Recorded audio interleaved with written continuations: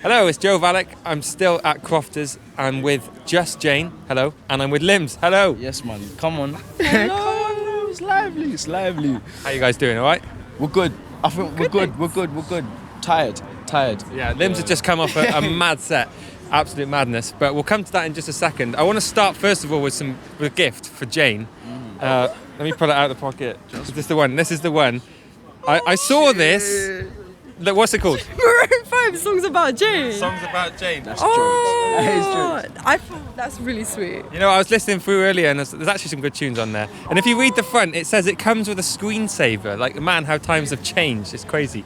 Mate, I'm going to have to make that my screensaver. I feel very appreciative. No problem at all. Very blessed. Maroon 5. My absolute pleasure. But you've only been DJing out for about 2 years or so. What's been the most surreal moment so far? I think it has to be the BBC radio set that I've done. Like that, just like yeah.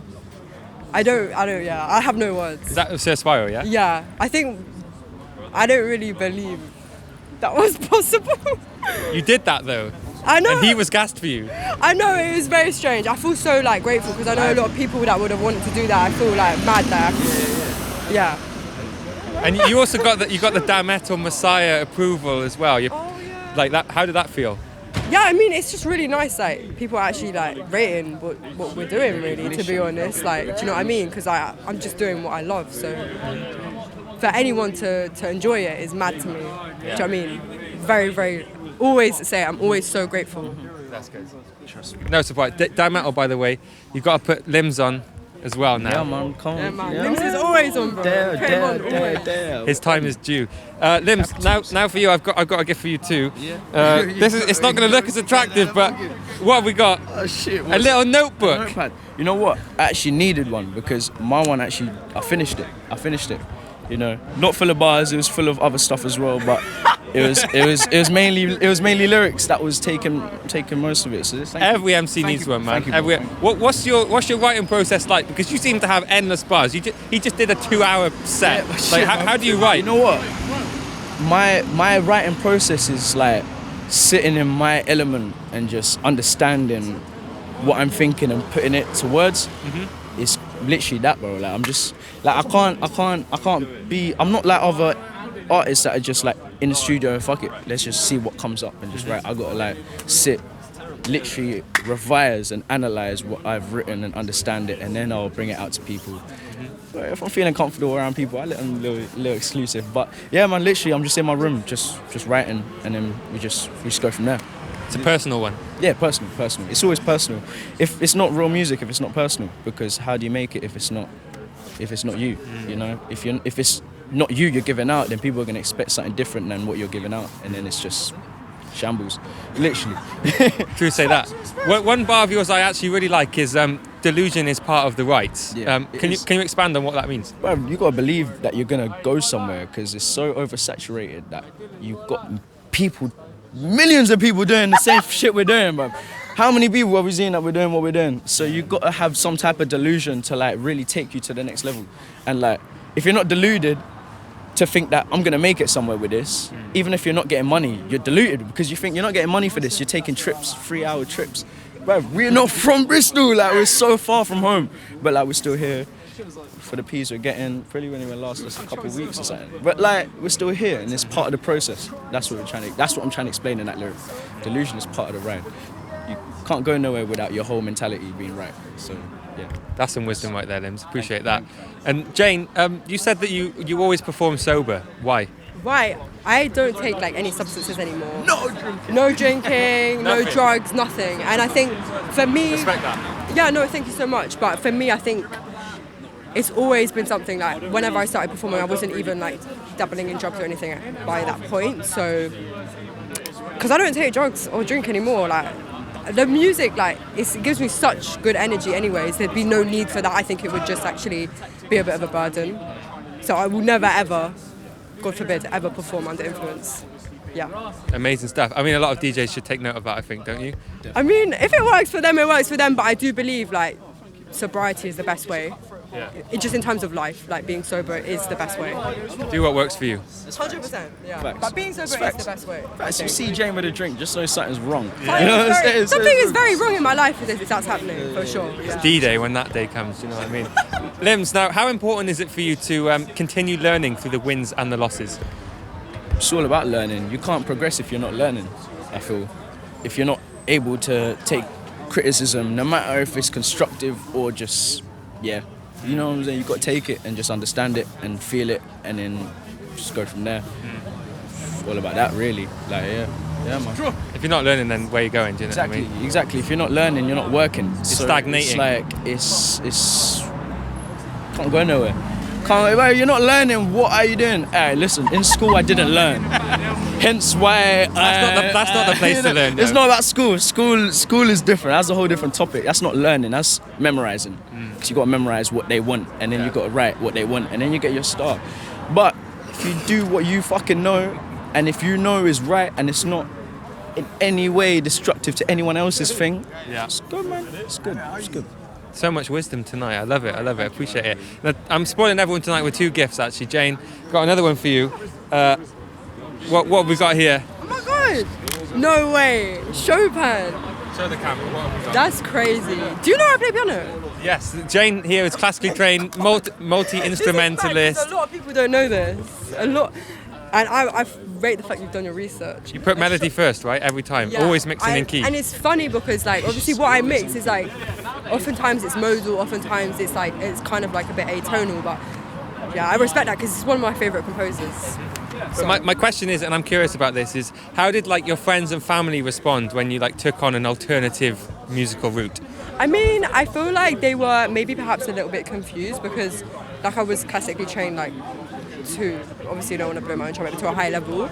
So I think they were a bit confused, but I also don't think it surprised them because it's still in the music realm, and I think like my whole family know that music is my passion, that I can't really live without it. So whether it be electronic or classical, they weren't probably that surprised, but perhaps just a little bit like, this is a bit wild, you know. But they support it still? Yeah, they do. Even if they don't really understand it, because I feel like it is quite hard to understand electronic music if you don't do it. Yeah, for sure. But they're still, supportive of what I do, which is great.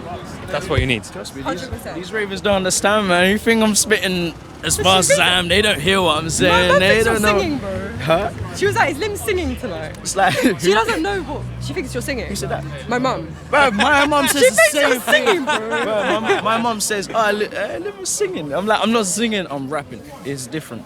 But that's mumsies, man. Mumsies. I feel like our mums are kind of the same. Yeah. Yeah, definitely. It's just a different culture that Yeah. they weren't exposed to, so, literally. you know, it makes sense. They stay true to their roots. Exactly. That's why your mum is French and she stays with France. My mum's Kenyan and she stays with Kenya. Trust on me. that Kenyan Kenyan, trust culture, me. bro. English, we'll dabble in it. But hey, man, I can't lie. I was born in England, so I'm kind of already in the culture like that. So I know I'll go on. I've just got to tap into my roots. But I feel like Jane's already in her roots. Like This that. is the perfect segue for more than one reason, actually, because I've got you another gift as well, Limmz. This is the most wild card gift I've ever had, but I just saw this and I was like, I actually don't know what. I reckon Limmz might like this, but the name of it now kind of adds up to what you were just saying. Fuse ODG. Tell the camera what- this is what in New we've got. Africa. You know what? I don't know this artist, but I appreciate the gift nonetheless because like it's just. You'll lovely. know some of the tunes on there because I didn't know, and I looked up. I was like, "Damn, I need to get this now." Yeah, come bro, love. I appreciate it. This is the new Africa. We are the new generation. of Fuse whatever ODG, you genres don't know. we're into. I'm saying all types of 140 stuff. Man. But the question around this one is that your solo releases are like they're very different to the stuff you put on set. I mean, just look at 100%. is it Close My Eyes? They're doing some actual singing on that. Like, big up on that. You know what? You've done your research, man. I actually I'm very thankful and appreciative of that. Yes, bro. Thank you, bro. You in Bristol or you in London? London. London. It's London, like both of you, not man. in London, Both in outside London. He, Yeah, I'm in proper London. He's yeah, I'm just outside. out London. the scout. Yeah. Say Albans till he dies. Don't Yeah, worry. exactly. Hey, bro. Tutti, he knows more than me, bro. He knows more than me. But I need to know, Limmz. I need to know. Do you feel satisfied when you perform on set, or do you see it more as like a means to get into a place where you can perform like your true art form? Not every set I'm satisfied. That is. Yeah. Yeah. You know what? No? 75% satisfied. If you're gonna put a number to it, Yeah, I know. Your set was very satisfying. Like, I can't lie. But like every set, I always feel like I might give out what the people want, but I don't always give out what I need as well. Do you feel that you got more to give? Always. I always feel like I can do better.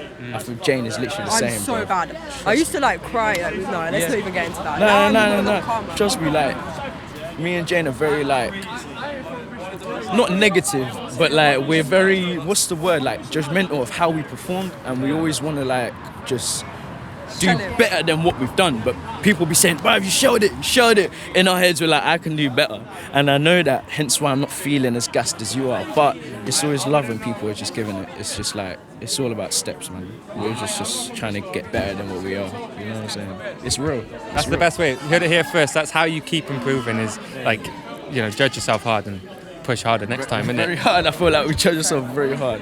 I've got two more questions, and this is now to both of you guys. I want you to think back and tell the story of the first time you guys played on set together, and why do you think it led to such a strong bond? Yeah, I actually got some money. That's it. The Kruger, bro. Yeah. Hey, No. So we played at an event in London Bridge. It was like super random, like a pop-up event, very small event. It's actually a skate park, but they also do like music kind of in the evenings. It's very, very chill. And at this time, we had gone to the studio maybe a couple of times. Yeah. And there was a vibe. And so did I invite you? Yeah. So I brought Limmz through and Shellings, bro. Yeah, we actually met a lot of people met through that. Literally. It's the catalyst for meeting a lot of people within kind of the London scene that we work with. So it was fucking sick, though. Yeah, it's live. The venue's called Hopkin. Like Jane said, skate park basically turned into a venue at night. Yeah. But there's still skating going on in the background. It's live. But like, yeah, man, that was the first thing me and Jane done. It was just like, it was good to like set that milestone for us to just set the pathway up, innit? Obviously, it's a couple like stragglers on the side. I don't know if they came for the venue. I don't know if they came for the rave, but yeah, they gave me a little 5 shit in the pocket. I was happy. That was like my payment, That was like my travel getting paid. But like, yeah, I feel like that was a good start for me and Jane. I was happy for her to bring me through because I don't know. I just found Jane online, and she was actually at a venue that I was playing at, but I was not in the room when she was playing. Like I don't know. And obviously, everyone she was with, like I'm close knit with them now. It's so like mad how like I saw Jane online, but I was at that same venue. I messaged her asking for jungle beats. What's up? Actually, because I don't play jungle, bro. Because she was playing a He knows that now, for sure. Playing a jungle D&B rhythm. It was pull up to my bumper, bootlegged into D&B or 17. If you know the BPM. And I was like, so my brethren, Curious George, but also called George Mackay, what's it called? He got me into D&B. That's kind of like what he told me to start spitting on. So that's what I was into at that point. But I also love my grime on my 140s BPMs. But that's what I was into at that point because that's what I knew I could spit on live. So I saw Jane and I was like literally thinking like I need beats. Like I want to spit on this type of stuff and learn how to write on it and like craft it. You know what I'm saying? So I was literally just hollering Jane like, yo, do you make beats? No. Calm. I wanted a DJ as well that was like close to me as well. He is now. That's him right there, Curious George. That's Curious George. He's going home. Time to clash him one more time, I think. Do you know what I mean? Final clash now. Final clash. The last question for both of you. I know you both meditate. So how does it help you? How does it help you? What have you told? No, I don't know. I actually, because I haven't spoken to you this before, but they're in the podcast. But basically, wait, what do you want to know about meditation? How does it help you? For me, like it was like a really pivotal point in my life when I started meditating. It literally, I think it helped my mind in ways I can't even really articulate. Yeah, you can't. I can't articulate. Like the only reason I started doing music, going gym every day was because of meditation. Like I think it's literally like changed me as a person for the best. Yeah, and I would recommend it to anyone to at least try it. Trust me. It's like I can't even I explain. agree 100%. You can't, like, meditation is being comfortable with what your mind is giving you, and your mind can give you some peak thoughts that most people can't deal with, hence why depression is so high. Yeah. Like, you can't even sit there. You can't sit there and breathe. Just understand yourself. It's about, like, seeing your thoughts, stepping away and visualizing it and just watching it and just analyzing, just getting a positive outcome from it. And also like realizing what it actually is, which is actually nothing. And also seeing reality for what it is, which is very different to what people actually understand.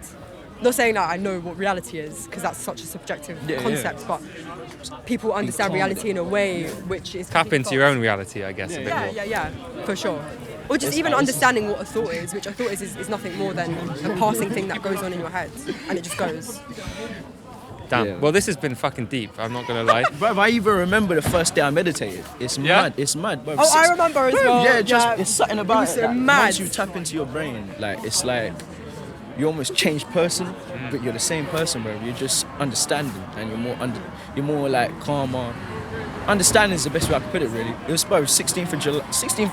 Shane don't know. It was 16th of July, 2021.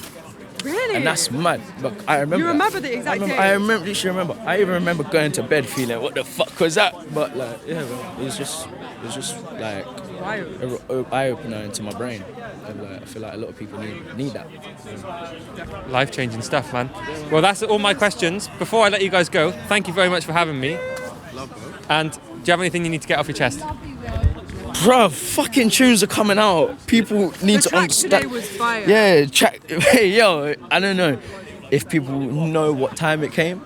I think it came around like halfway through. I'm glad you announced it, because that was a mad moment for me to play like a production album. So Jane's been getting on the production. Instant reload.